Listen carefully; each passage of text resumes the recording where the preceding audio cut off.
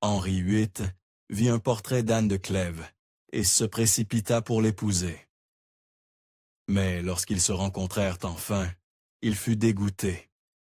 Henri prétendit qu'elle était laide. Cependant, les historiens modernes ont révélé la véritable raison de son rejet. Et elle est profondément tordue.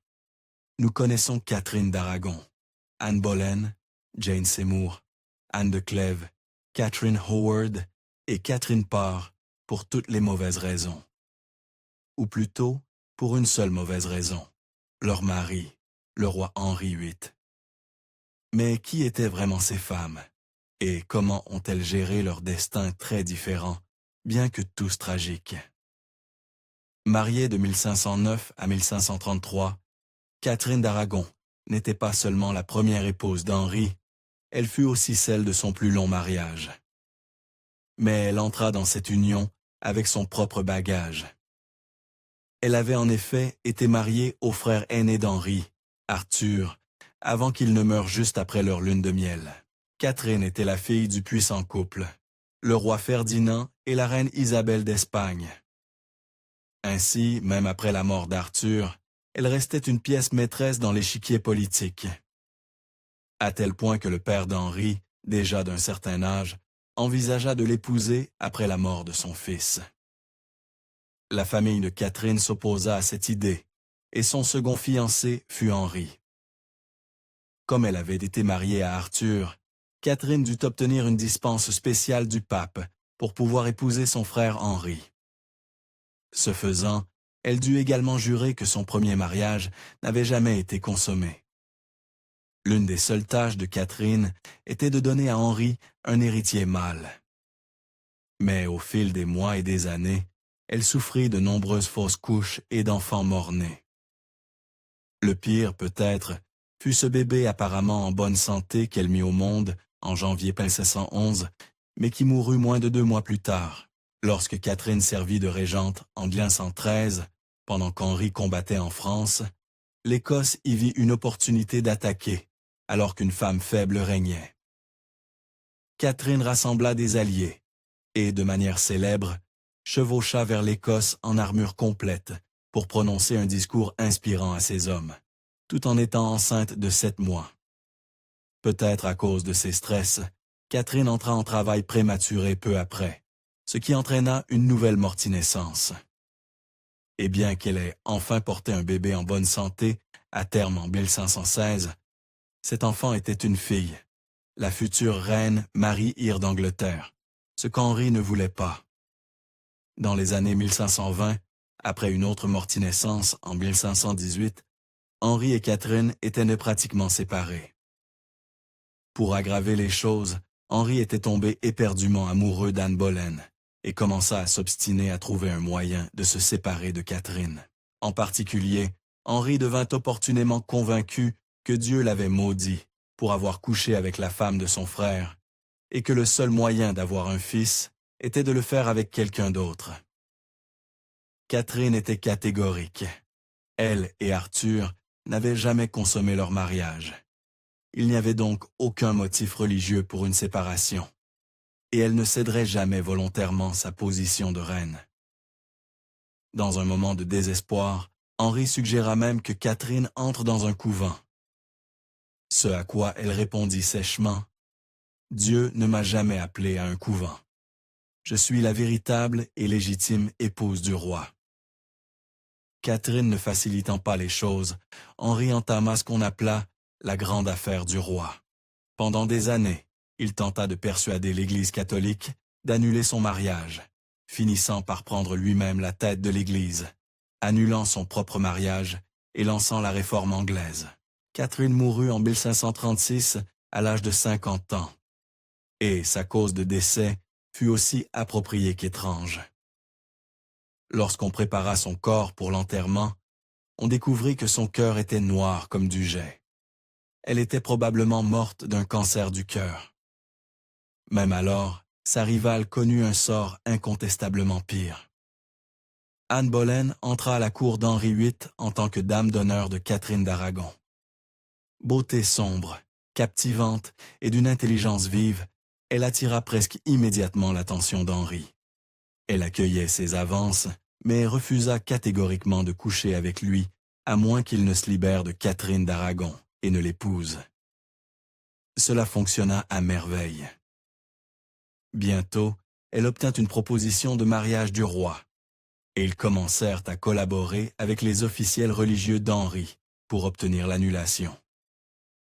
Le 25 janvier 1533, le roi Henri VIII et Anne Boleyn se marièrent, mais même alors, ils gardaient un secret. Ils s'étaient déjà mariés en novembre précédent, et Anne, ayant finalement cédé au désir d'Henri, était alors enceinte. Malheureusement, ce début triomphant fut aussi le point culminant du règne d'Anne. Elle était censée sauver la maison des Tudors et donner à Henri un héritier mâle. Mais l'enfant qu'elle mit au monde, en septembre 1533, était une fille, la future reine Élisabeth Ire. Henri était tellement convaincu que ce serait un garçon, qu'il annula non seulement les festivités prévues pour le nouveau prince, mais commença également à en vouloir à Anne. Anne avait toujours eu une langue acérée et un esprit vif, mais Henri commença à s'offusquer de plus en plus de ses qualités. En fin de compte, la grossesse ne fut pas plus facile pour Anne Boleyn que pour Catherine d'Aragon, et elle subit plusieurs fausses couches après avoir eu Élisabeth. Henri commença à s'éloigner d'elle, tout comme il l'avait fait avec Catherine. Au lieu de cela, il passait de plus en plus de temps avec la jolie Jane Seymour. Anne observa Henri couvrir Jane de cadeaux, y compris un collier contenant un médaillon avec son portrait à l'intérieur. Elle ne le prit pas bien. Un jour, après avoir vu Jane ouvrir et fermer le médaillon de manière provocante devant elle, Anne tira si fort sur la chaîne qu'elle se blessa les doigts. Dans un autre incident, elle entra dans une rage après être entrée dans une pièce et avoir vu Jane sur les genoux du roi. Lors d'un tournoi de joutes fatidique en 1536, le roi Henri eut un accident et fut assommé pendant 2 heures. Le choc de cet événement provoqua probablement une fausse couche chez Anne, qui portait un garçon. Dès lors, Henri en eut fini avec Anne et planifiait d'épouser Jane Seymour. En conséquence, il commença à répandre l'idée qu'Anne l'avait littéralement ensorcelé pour qu'il l'épouse. Comme si cela ne suffisait pas, il accusa ensuite des courtisans masculins ayant connu Anne, y compris son frère Georges, d'avoir couché avec sa femme. En mai, Henri avait construit un dossier suffisant pour faire arrêter Anne pour haute trahison et la jeter dans la tour de Londres. Son procès se termina comme il devait se terminer, avec un verdict de culpabilité et une exécution. Dans les jours précédant son exécution, elle aurait plaisanté à propos du bourreau. « J'ai entendu dire qu'il est très bon, et j'ai un coup très fin. » Le 19 mai 1536, Anne Boleyn rencontra son destin, et Henri passait déjà à autre chose. Là où Catherine d'Aragon était majestueuse et confiante, et Anne Boleyn sombre et spirituelle, Jane était, selon un courtisan, la femme la plus douce que j'ai jamais connue. Henri fut officiellement fiancé à Jane Seymour le lendemain de l'exécution d'Anne Boleyn, et ils se marièrent 10 jours plus tard au palais de Whitehall. La réputation de gentille fille de Jane cache aujourd'hui une femme complexe et astucieuse. Pour consolider sa place aux côtés d'Henri, elle changea de nombreuses coutumes de la cour plus tumultueuse d'Anne Boleyn, notamment en atténuant les fêtes et en modifiant les modes. Jane fut enceinte peu après son mariage, et comme ses prédécesseurs, elle allait connaître la tragédie. Vers Noël 1536, elle perdit son enfant par une fausse couche. Tel était son désespoir de plaire au roi. Elle fut enceinte à nouveau juste 1 mois plus tard. Tout le royaume, et Jane, plus que quiconque, savait qu'elle devait fournir à Henri un héritier mâle en bonne santé cette fois-ci, et que la pression était immense. En octobre 1537, Jane entra en travail, et des complications survinrent dès le début. Les historiens pensent que le bébé était mal positionné, et Jane passa 2 jours et 3 nuits éprouvant en travail. Pourtant, lorsque l'enfant naquit enfin, la pièce dut être en liesse. C'était un garçon, le futur Edward VI. Bien que Jane semblât en bonne santé dans les heures suivant l'accouchement, les choses prirent une tournure dramatique quelques jours plus tard.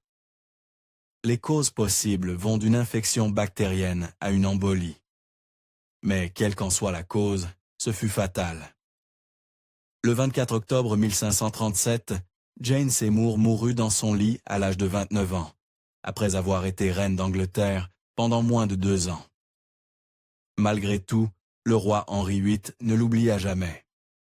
Il la pleura officiellement pendant 3 mois, s'abstint de se remarier pendant 2 ans, et sans doute, grâce à la naissance de son fils, la garda comme sa reine favorite pour le reste de sa vie.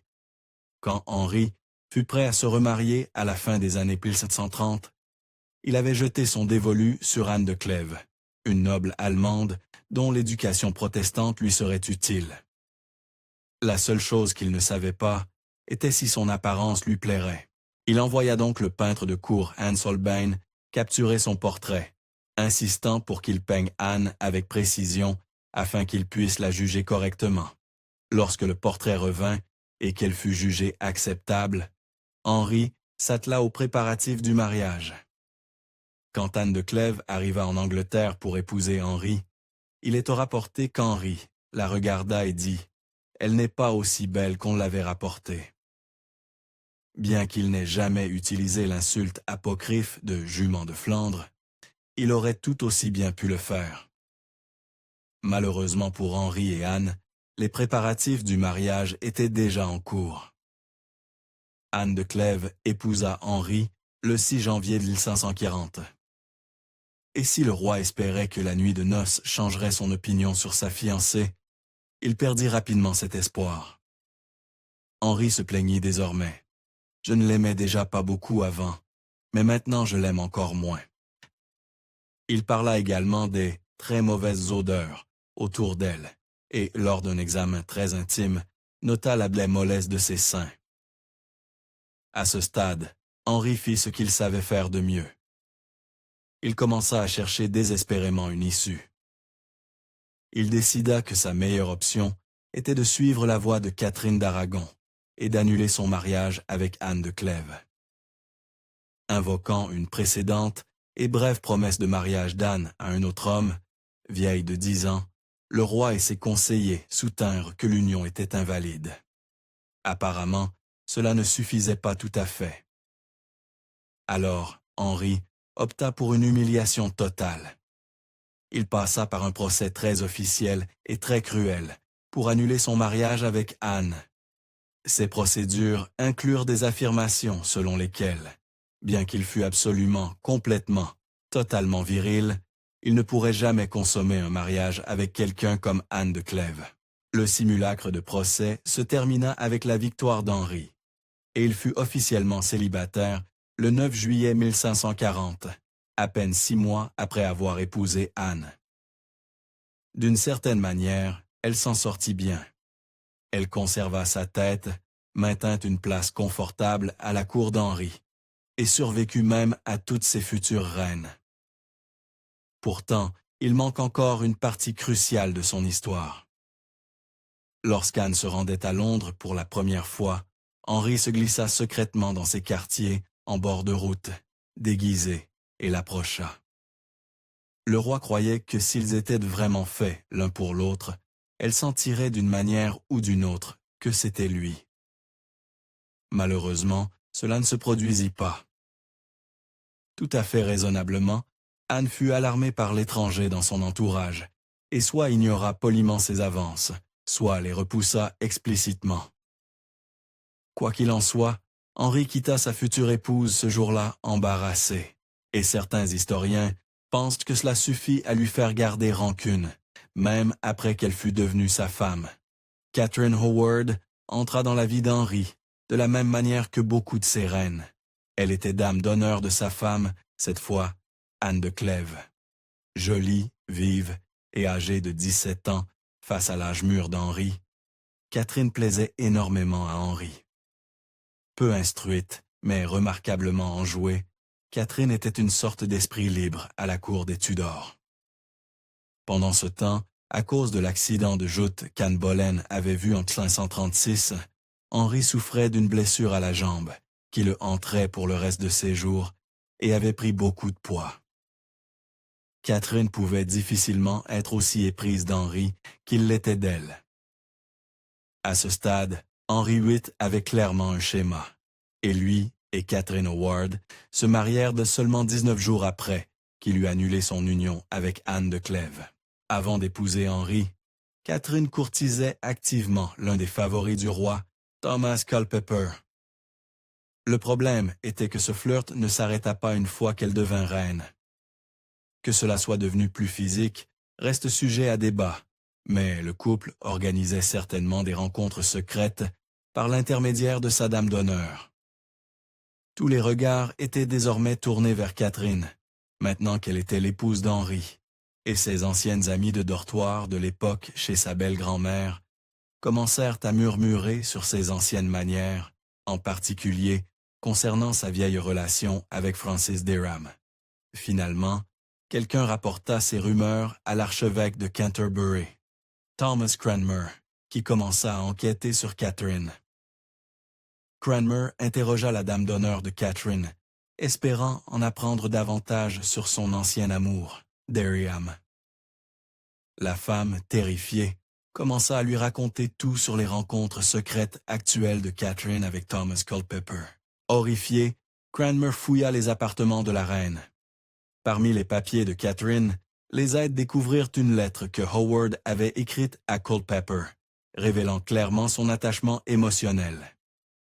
Dedans, elle écrivait « Quand je pense encore que vous devrez de nouveau me quitter, cela fait mourir mon cœur de penser à la fortune que j'ai, de ne pas pouvoir être toujours en votre compagnie. » Pour aggraver les choses, lorsque Cranmer interrogea Culpeper, celui-ci admit qu'il avait l'intention de mal agir avec la reine, et que, de même, la reine avait les mêmes intentions envers lui.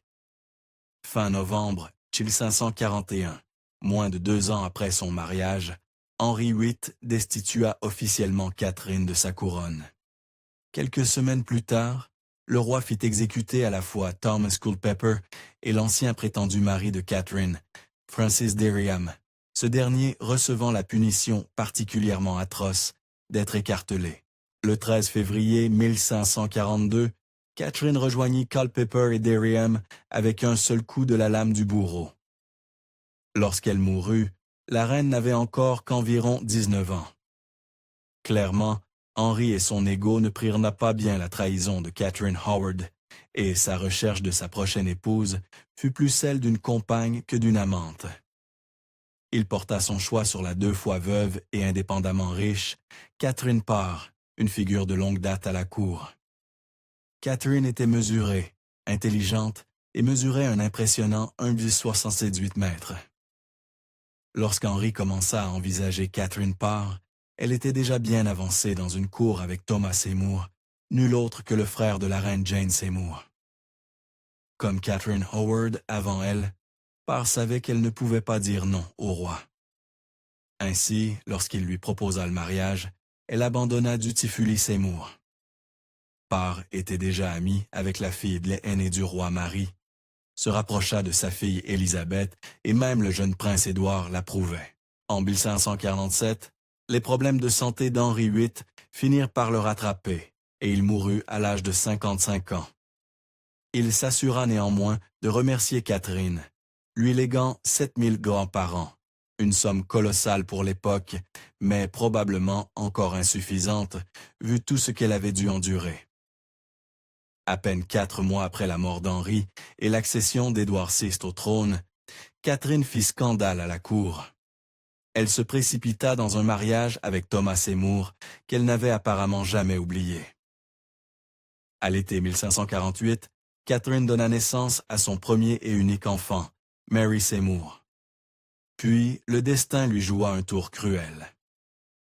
Après près de 4 décennies de survie, y compris aux côtés d'un roi dangereux, Catherine tomba malade de complications postnatales et mourut 8 jours après avoir donné naissance. Les reines d'Henri VIII persistent dans la mémoire des siècles plus tard, pas seulement à cause des tragédies dans lesquelles elles se sont retrouvées impliquées, mais aussi à cause des manières différentes et fascinantes dont elles ont navigué les obstacles de leur position royale. Merci d'avoir regardé History Exposed. Si vous aimez découvrir les meilleures histoires de l'histoire, aimez et abonnez-vous pour continuer à explorer avec nous.